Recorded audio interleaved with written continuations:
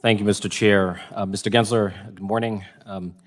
I worry that the term investment contract has become so infinitely malleable and manipulable that it means whatever you unilaterally thinks it ought to mean, right? I worry that when it comes to crypto, your interpretation of the term investment contract has no limiting principle and therefore could invite arbitrary and capricious enforcement action. So I want to take a few minutes to explore the concept of investment contract in greater depth. And I want to start with an obvious definitional question. We know that an investment contract requires an investment. Does an investment contract require a contract? Something about this definition, I will quote Thurgood Marshall: Congress painted with a broad brush. And when Marshall said that, he was writing the law of the land. So we follow this Howey test and how not just Marshall, but other courts interpreted it.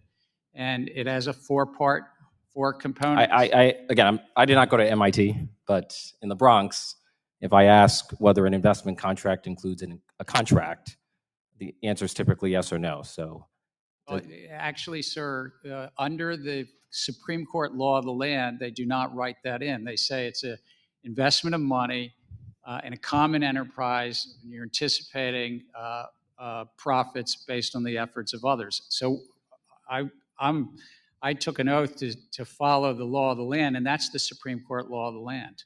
So in Howey, the Supreme Court refers to an investment contract as a contract, scheme, or transaction. That was the terminology that I saw in the case.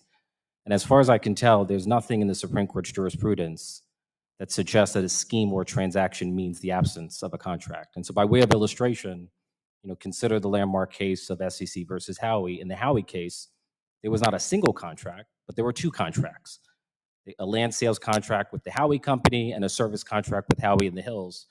And the court found that the combination of those two contracts, the total scheme, the total transaction, the total economic reality, was constitutive of an investment contract. And so a scheme or a transaction does not mean the absence of any contract at all. It means, as it did in Howey, a multiplicity of contracts. In August, there were 6 law professors from law schools as preeminent as Yale who came to the following conclusion, quote, "No decision of the Supreme Court has ever found that a scheme that does not involve a contract could qualify as an investment contract." And so do you disagree with that statement? And if so, could you please cite a decision of the Supreme Court that has found an investment contract in the absence of an actual contract? The SEC has been in front of multiple courts, and investment contract has been... What's the name of the case, Mr. Gensler? The Supreme Court case that has found an investment contract in the absence of an actual contract. Do you have the name? Can you cite a case? The SEC over the decades, whether it's Can you cite a case? Whether it's whiskey caskets, whether it's crypto, if the public is investing based upon the efforts of others... I find it telling that you cannot cite a single case. That's a security. Not a single... How about a Second Circuit case? Can you cite a single Second Circuit case that found an investment contract in the absence of a contract? I understand where you're trying to go, and I'm going to leave that to the very fine attorneys at the SEC in front of courts. But I'm saying the core principle... Mr. Gensler, this is a field... This is. Let me finish. This is a question to which you should know the answer, because the definition of an investment contract is the central issue. That's what determines the extent of your authority. That's what determines the applicability of federal securities law to crypto transactions. And your inability to answer that question is baffling to me. I'm answering it consistent with what the Supreme Court has said, which is the law of the land is a 4-part test. And yet you cannot cite a single case to support your argument. Howey, it's called Reeves, it's called many cases at the Supreme Court, sir. 8 or 9 times it's been affirmed by the Supreme Court. Can I ask, suppose I were to purchase a Pokemon card. Would doing so constitute a security transaction? You could purchase a Pokemon card. I don't know what the context is, but if you're just purchasing a Pokemon card... If I purchase a Pokemon card, is that a security transaction? That's not a security. Okay. If I were to purchase a tokenized Pokemon card on a digital exchange via a blockchain, is that a security transaction? I'd have to know more. Okay. So for you, the process of tokenization is what transforms a non-security transaction into a security transaction? Look, If the investing I thought you were public, technology neutral. if the investing public is anticipating profits based upon the efforts of others and they're exchanging funds, that's the core I of see the my time has test. expired, so. This guy, Gary Gensler, is a joke. I don't even understand how he becomes a Fed chairman. So first off, this is Black Tiger Miner here, coming back to you with more information about XRP. So there's going to be a big announcement today or tomorrow, depends on what time you see this video, with XRP and the XRP party. So I just wanted to get this video together to see what might we anticipate and just kind of get some information out there. So as you can see here, definitely not a security, Bitcoin, XRP, and of course, the infamous Pokemon trading card. I think that's hilarious.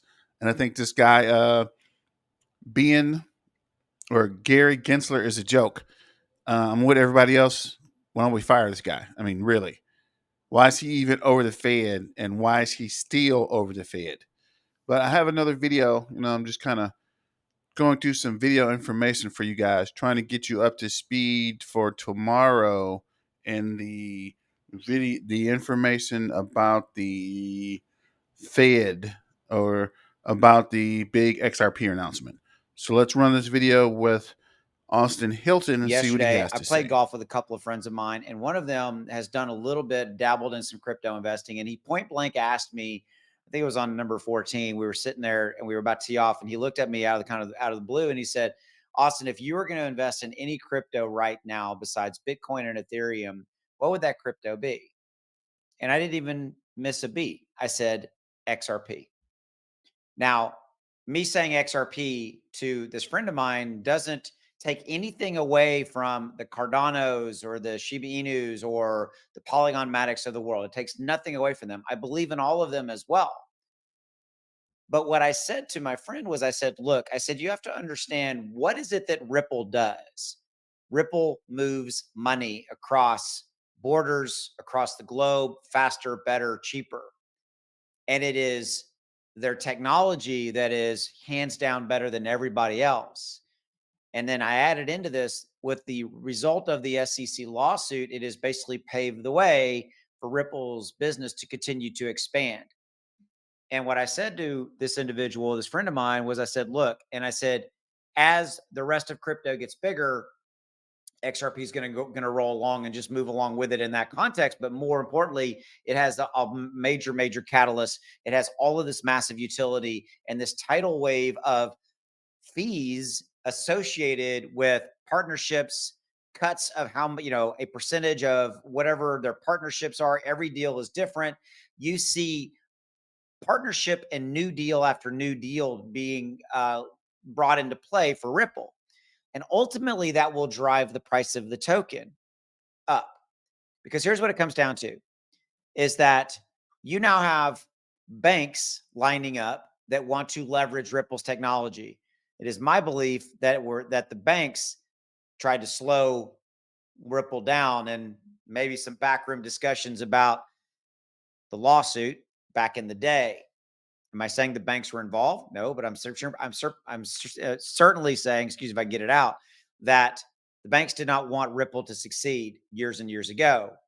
Now they're jumping on the proverbial bandwagon. You have banks, you have governments lining up to leverage Ripple's technology, to use Ripple's technology. Historically, would you have said that governments want to take advantage of Ripple's technology? No, they didn't like Ripple. You see my point? Business after business in every single different sector out there is now wanting to leverage their technology. Amazon, all of these companies are going to start in one form or fashion leveraging their technology. This is at least a $10 trillion tidal wave of money and size of market. It is massive how big the movement of money and the fees associated with it market is. And it is Ripple / XRP that is going to be at the heart of it going forward. Well, Austin, how come the price of the token's not moving up today? Honestly, that's not my point. My point of the video is to say, if you believe fundamentally in the business and you believe in what they're doing globally, what Ripple is doing globally, and you believe that the money movement market is going to get bigger and that traditional business is going to want to leverage Ripple's technology, buying XRP today at say 50 cents is a steal compared to what it's going to be 2 years, 3 years, 5, 6, 7, 10 years down the road. That's my point to you. Don't look at the price of Ripple today, XRP today, and go, well, how come it's not up 3 cents today? It's irrelevant what the price is today. If you're looking at how big this opportunity is and how big this market is. And final thought, that is why I answered my friend when he said, if I was going to buy one crypto today, besides Bitcoin and Ethereum, which I believe everybody should own, my answer to him without a question in my thought, in my mind, was XRP. So, guys, what do you think about XRP? I'm kind of with Austin on this one, but he left out Caspa. So maybe Bitcoin, Caspa, Ethereum, and then XRP. But I definitely think Caspa is a top 5. But let me know what you think about this in the comments. And I have one last video to play real quick. And then that should be it for today. To begin, we're going to get into a video by Ryan Rugg. Wow, that's all I got to say. You can't miss this one. We're going to connect it. We're going to get into SBI. We're going to get into the BIS Innovation Hub, R3. Folks, the writing is on the wall. When will people wake the F up and understand XRP will go to $50, $100, $1 trillion%? Take a look at this. This came out today. National Bank of Georgia. Listen to this. The National Bank of Georgia plans to select a single technology partner for the digital gel pilot project. This is massive. And one of the companies that are listed here, as you could see, Ripple. Where is Stellar? Where is Chainlink? Where is XDC? Okay, all of those assets that I just named, they're going to perform really well. They all have their own jobs to do. XDC, I don't want to hear it. I don't want to hear R3s using XDC. XDC is not for settlements, folks. Okay? Now, I can't even believe that she even came out and publicly said this. Ryan Rugg, listen to what she says here. And then we're going to get into her history. That's where you guys are going to run around probably naked, smash everything you see around yourself about just, you're going to be so hyped up. Okay. I probably should have warned you, pull over if you're driving, because this video might cause you to have a heart attack. But folks, listen to this. For Citi token services for cash and for trade. So now what we can do is we can move tokenized deposits around Citi's corridors. Right now it's just US and Singapore, with aspirations of adding another 3 to 5 in the next near term. Well, it's great that we have this internal token, but our clients don't want a Citi token or another bank token. What they want is cross-bank, cross-border liquidity. So it's key that now that we have the infrastructure of the platform built internally, we work with like Regulated Liability Network and other participants on how do we solve these difficult issues as an industry. And there's still a lot of questions out there, but this FMI that RLN aspires to be is extremely positive because they don't care about a Citi coin. They want a cross-border liquidity. Wow. Well, you know what? I'm going to replay that. Listen to it one more time. We talked about Citi coin, JPM coin, whatever they make, it's not going to work. And this is coming from Ryan Rugg that is working at Citi. Listen again. For Citi token services for cash and for trade. So now what we can do is we can move tokenized deposits around Citi's corridors. Right now it's just US and Singapore, with aspirations of adding another 3 to 5 in the next near term. Well, it's great that we have this internal token, but our clients don't want a Citi token or another bank token. What they want is cross-bank, cross-border liquidity. So it's key that now that we have the infrastructure of the platform built internally, we work with like Regulated Liability Network and other participants on how do we solve these difficult issues as an industry. And there's still a lot of questions out there, but this FMI that RLN aspires to be is extremely positive because that is absolutely massive. Ladies and gentlemen, if you guys are enjoying the video so far, go ahead and smash that like button. Now let's take a look at what she's doing. Ryan is currently the head of digital assets for Citibank's TTS business. And look at her previous history with R3. She started working at R3 in 2016. She knows exactly what XRP is. A city token or another bank token. What they want is cross-bank, cross-border liquidity. Since then, Corda R3's blockchain platform has been platform choice for the insurance industry. And look, she give away everything that we're working on, but the way I think about this is that any transaction that has a middleman, any transaction that requires someone to kind of commute the trust between the transaction with security settlement, insurance settlements, trade in supply chain, healthcare, telecoms, energy, and gas for R3. Remember, this is things with value that are going to be tokenized. And she left R3 in 2020. And when she was at R3, guess what R3 announced? They announced that XRP is going to be the first settlement mechanism on R3 for the Corda settler. So she knows exactly what she's talking about, and she's over here vocally, publicly stating this on behalf of Citibank. And this was last week. This is fresh. This video is extremely fresh. A city token or another bank token. What they want is cross-bank, cross-border liquidity. When a payment obligation arises on Corda during the course of business, one party now has the option to request settlement using XRP. The other party can be notified that settlement in XRP has been requested and that they must instruct the payment to the required address before the specified deadline. Once an Oracle service validates the payment has been made, then both parties can treat the obligation as settled. And now, this is going to get even more amazing. Project Mariana said they came out yesterday. BIS and Central Bank of France, Singapore, and Switzerland successfully test cross-border wholesale CBDCs. And this is some very, very sad news for the Ethereum community. But first, take a listen to what they said here.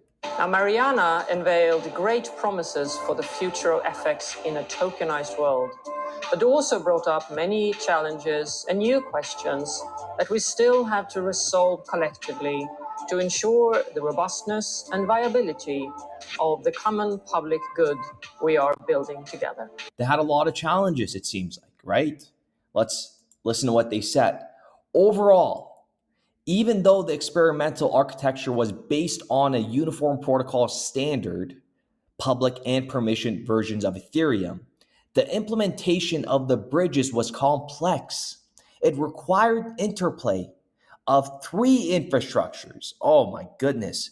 The domestic platform, the transnational network, and the relayer infrastructure hosted by the respective central banks. In particular, ensuring reliable and consistent communication between those networks proved to be challenging. Such challenges may be considerably greater for the establishment of bridge between platforms based on differing protocols. Ladies and gentlemen, I cannot comprehend. I don't even know what I'm reading here. Are you hearing this stuff? This is from Project Mariana. We got Citibank employees saying Citibank is not going to work. We got BIS saying we're running proof of concepts where Ethereum is going based off of three infrastructures and they still can't be interoperable. It gets even better. The proof of concept excludes network usage fees considerations. These fees typically only apply in public and blockchain environments. So they stopped the gas fees. Fees weren't even done in these transactions. This is not going to work. Are you ready now? I feel like this video has just so much stuff. It's just going to get even more better.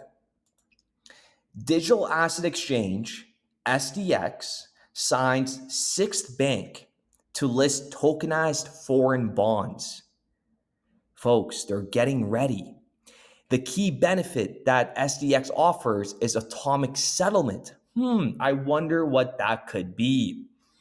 SDX has launched innovative solutions to ease frictions involved in tokenization. Well, 6 Digital Exchange goes live on R3's Corda.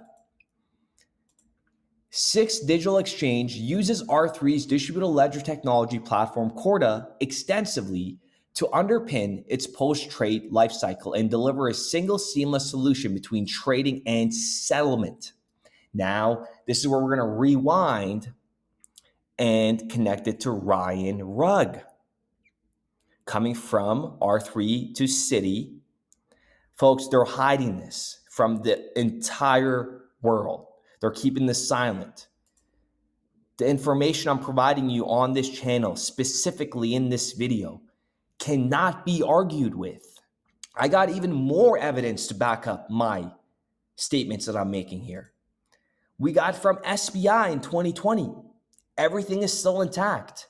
Notice of basic agreement on establishment of joint ventures with 6 Digital Exchange in Switzerland with SBI. Listen to what they said here.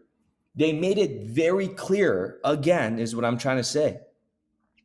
The group, they're referring to STX, the group is also focused on strategic investments and partnerships with R3 and Ripple, companies with advanced distributed ledger technology, as well as market makers in the field of crypto assets. There it is, guys. Plain and simple. SRP and R3 have already invested with Ripple to bring this cross-border transaction technology. So, point blank, period, Ethereum will not be in the process. And as someone says, a lot of these cryptos are going to be gone pretty soon, right? Once things start rolling, only certain technology is going to move forward. So we have Caspa to help with Bitcoin, and now it appears Ripple will be running the cross-border transactions. So it won't be Ethereum. This is not financial advice. I'm not telling you to sell all your Ethereum or not to use it. But Ethereum's problem is the transaction fees, right? And Bitcoin has the same problem.